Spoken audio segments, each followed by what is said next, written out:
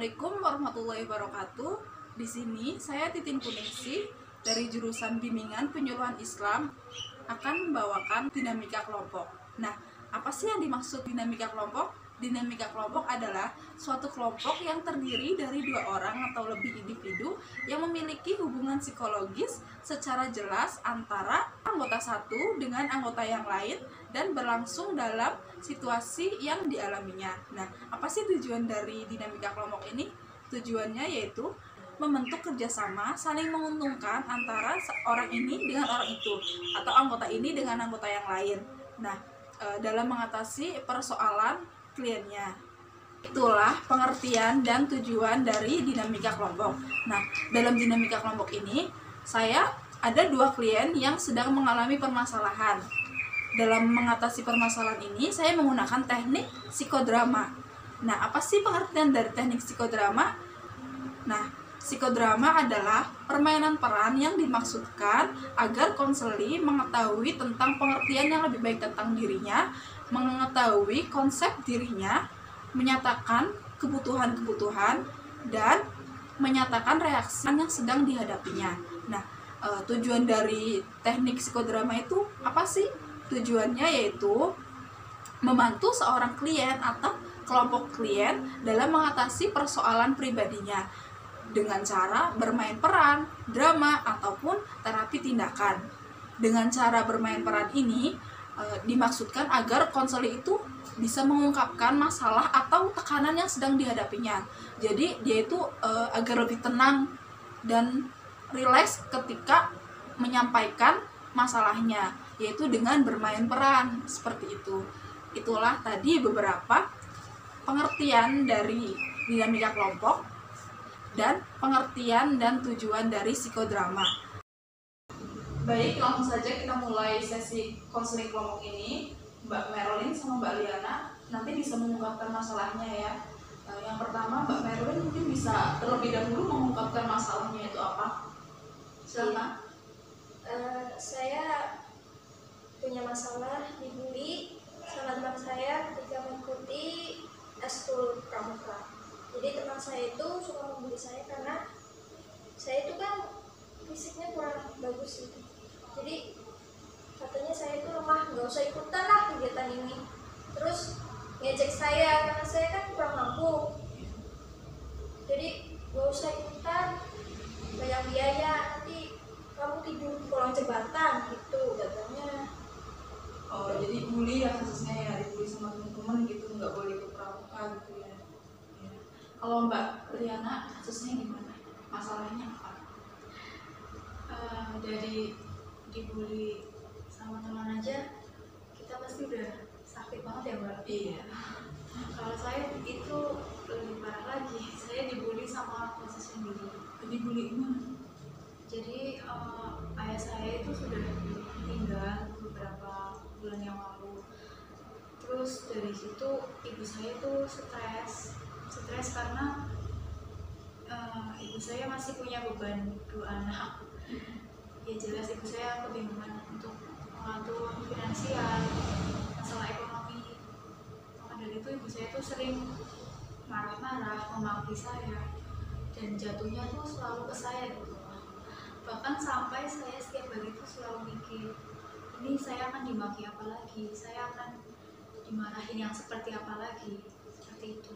Berarti kemarahan itu sudah seperti makanan sehari-hari ya dalam keluarga mbaknya. Baik, ibu bisa memahami masalah kalian. Yang pertama Mbak Merlin karena kasus bully, Mbak Liana karena tinggal orang tua, terus akhirnya ibunya stres, terus melampiaskan kemarahannya ke Mbak Liana. Nah, dari dua masalah ini kita akan menyelesaikan satu terlebih dahulu. Kalau menurut Mbak Merlin atau Mbak Liana, kasus siapa dulu yang akan kita selesaikan? Atau ada tanggapan tentang nanti kasus siapa yang mau diselesaikan? Kenapa bisa pilih kasus itu dulu yang diselesaikan? Nah, menurut saya sih Mbak Liana dulu. Karena kayaknya tiap hari dia itu tertekan banget, lebih dari saya dulu. Iya. Mbak Liana setuju? Ya silakan, boleh. Baik. Nah, kita nanti akan akan menyelesaikan kasusnya Mbak Liana dengan menggunakan teknik psikodrama. Nah, nanti kita tuh bermain peran gitu. Nanti Mbak Marilyn itu bisa berperan sebagai ibunya Mbak Liana, dan Mbak Liana berperan sebagai Mbak Liana dulu gitu. Nah, nanti Mbak Marilyn itu bisa mengungkapkan atau memancing emosi dari Mbak Liana supaya Mbak Liananya itu mengeluarkan unek-uneknya. Nah, kita kan belum tahu secara rinci nih unek-uneknya itu gimana. Mbak Liana mungkin bisa lebih jelas menceritakan kasusnya atau masalahnya. Silakan. Ya, jadi saya itu kan lebih pengen kuliah. Ya, karena kakak saya juga kuliah, otomatis saya sebagai adik juga kepengen dong seperti kakak saya. Tapi saya kedapetannya seperti ini nasibnya. Ayah saya meninggal duluan dan ekonomi cukup berantakan. Akhirnya ibu saya ya sering memaki-maki saya kalau saya bilang saya pengen kuliah. Beliau selalu seperti saya tuh dianggapnya gak sehebat kakak saya. Ya padahal saya juga kan anaknya, saya juga kan ingin gitu loh diperhatikan seperti kakak saya. Ya mungkin kakak saya sudah bisa menghasilkan uang sehingga ibu saya senang dengan kakak saya, sedangkan saya mungkin cukup merepotkan bagi beliau karena saya masih bergantungan dengan orang tua seperti itu. Iya, Ibu tahu. Berarti ini nanti kita selesaikan dengan kasus psikodrama ya, karena mungkin dari teknik psikodrama ini nanti Mbak Liana bisa mengungkapkan lebih lanjut tentang apa sih yang Mbak Liana inginkan, karena kan pasti dalam kasusnya Mbak Liana itu susah banget gitu yang mengungkapin secara langsung ke ibu gitu, perlu latihan gitu loh supaya nanti bisa praktek langsung ke ibunya maunya tuh apa. Terus Mbak Liana juga supaya bisa menemukan jati dirinya, menemukan bahwa ini loh aku juga bisa lebih baik dari orang lain, apalagi dari kakak gitu ya. Nah, berarti nanti ini langsung dipraktekkan ya. Silakan Mbak Marilyn berperan sebagai ibu, Mbak Liana berperan sebagai Mbak Liana. Langsung aja. Jadi kamu mau kuliah? Hah? Pikir ya, kuliah itu banyak biaya. Jangan mikirin diri kamu sendiri. Ingat, kuliah itu harus punya banyak duit. Kita kan orang miskin, mana bisa buat kuliah. Kalau kamu udah meninggal, repotin orang tua mulu. Cukup ya, kamu gak usah ikut-ikutan kayak kakak kamu. Nah, kakak kamu tuh lebih pintar daripada kamu. Harusnya nyadar diri, gak usah ikut-ikutan. Lebih lanjut Mbak, memancingnya. Kenapa sih kamu bisa mikir pengen kuliah kayak orang lain?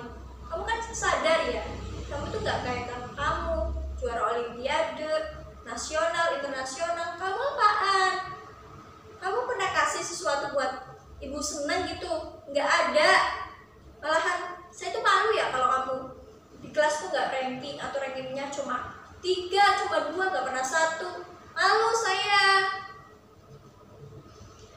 Mbak Liana kan sudah mendengarkan apa yang Ibu Mbak Liana katakan. Sekarang Mbak Liana bisa mengungkapkan atau mengeluarkan emosi yang selama ini kamu pendam sendiri. Gak apa-apa, ungkapin aja sekarang. Emang saya tuh serendah apa sih di mata ibu sampai ibu selalu memaki-maki saya? Bahkan ibu selalu beda-bedakan saya dengan kakak. Kenapa sih? Kamu tuh ya beraninya cuma segini ya, level kamu cuma segini. Coba lebih berani, tunjukin diri kamu tuh lebih hebat daripada kamu. Katakan aja yang ingin kamu katakan. Apa ibu pernah memberi saya kesempatan untuk saya mengekspresikan diri saya? Apa ibu pernah? Yang ibu rasakan pasti ini anak cuma segini-gini aja. Apa ibu pernah? Ibu percaya kepada saya? Enggak kan? Di sini saya juga mempunyai keahlian lain loh, Bu. Setiap anak itu jelas berbeda. Tapi kenapa ibu selalu membanding-bandingkan saya dengan kakak? Mungkin kamu bisa mengungkapkan tentang emosi yang selama ini kamu pendam dahulu sebelum ibu kamu tuh stresnya tambah parah kayak sekarang. Kan pasti dulu juga setelah ayah meninggal, ibu juga sering memarahi kamu. Nah, emosi dulu itu kamu bisa lupakan lagi sekarang.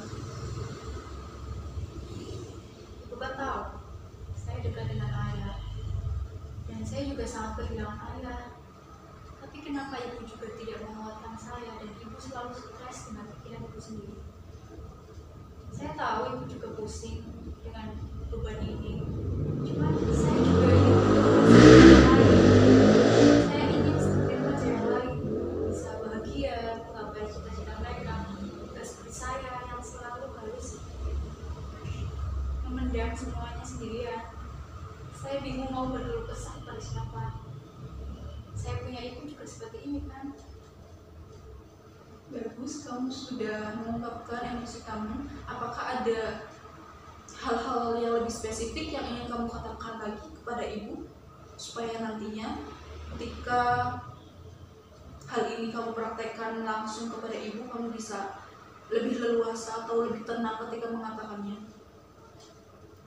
Saya juga manusia, Bu. Saya juga ingin terlihat seperti anak ibu, bukan seperti anak tiri. Saya ini anak kandung kan, tapi kenapa saya selalu disia-siakan? Saya juga punya kesempatan untuk meraih cita-cita saya. Apakah ibu pernah ambil kesempatan itu? Enggak kan?